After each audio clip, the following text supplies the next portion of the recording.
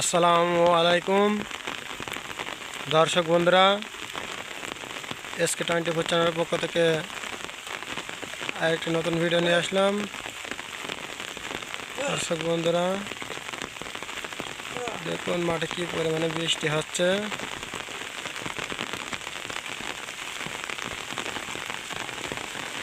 এই বৃষ্টির সময় আমরা গাড়লগুলোকে একটি বাগানের মধ্যে রাখা হয়েছে যাতে সরাসরি বৃষ্টির পানি গাড়লে শরীরে না পড়ে। যখন বৃষ্টি হয় গাড়ল তখন এভাবেই এক জায়গায় জড়ো হয়ে থাকে।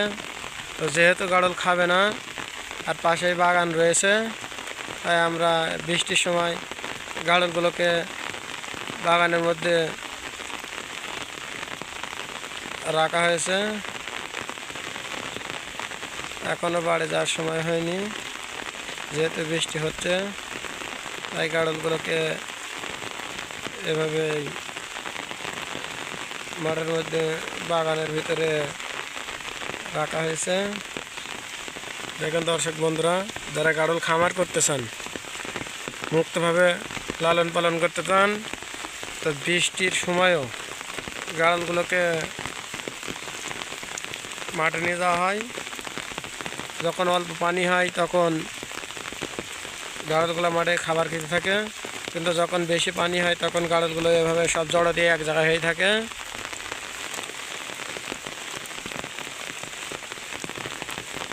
এই যে বাচ্চাগুলো আছে, বাচ্চাগুলো যদি দীর্ঘ সময় পানিতে ভেজানো হয় তাহলে এমন জড়ো হয়ে যাবে, এবং যদি খুব বেশি হয় তাহলে শীতের সময় বা খুব বেশি পানিতে ভিজলে শীতে কাঁপতে থাকে। কারণ বাচ্চাগুলো বেশি সময় ভেজার ফলে ঠান্ডা লেগে যায়, জ্বর আসতে পারে।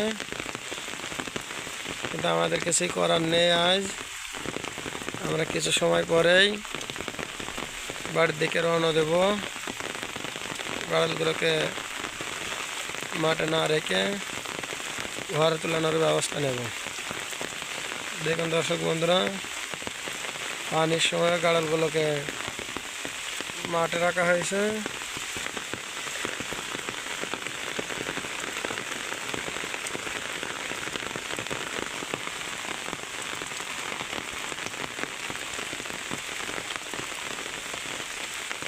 দর্শক বন্ধুরা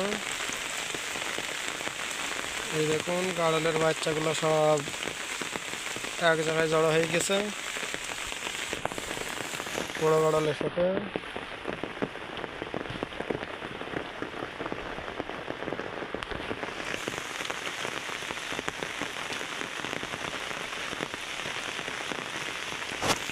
তো যারা গাড়ল খামার আছে, যাদের বৃষ্টির সময় ঠিক এমনভাবেই কোনো এক জায়গায় জড়ো হয়ে দাঁড়িয়ে থাকে, আমরা আর গাড়লগুলো বেশি সময় ধরে ভেজাবো না। আমরা এখান থেকে বাড়ির দিকে রওনা দেব। দেখেন দর্শক বন্ধুরা, আমার খালের গাড়লগুলো পানির কারণে কি অবস্থা।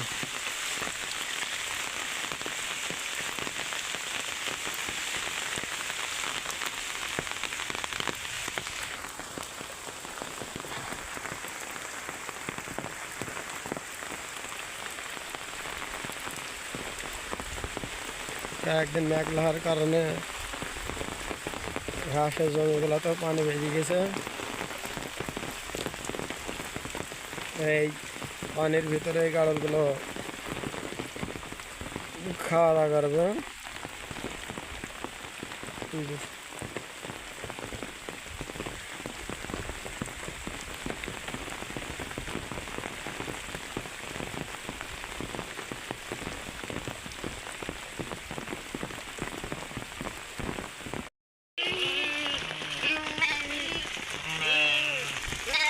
দর্শক বন্ধুরা, গাড়লগুলো মাঠের দিকে ছেড়ে দেওয়া হচ্ছে ঘাস খাওয়ার জন্য।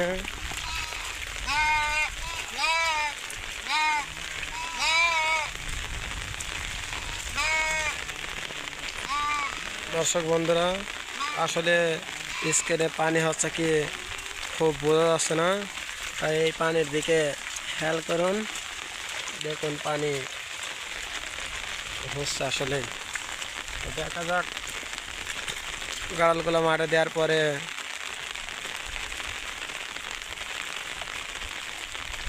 কীভাবে আচরণ করে। গাড়ালগুলো মাঠে ছেড়ে দেওয়ার পরে পরে খাবার খেতে লেগে গেছে।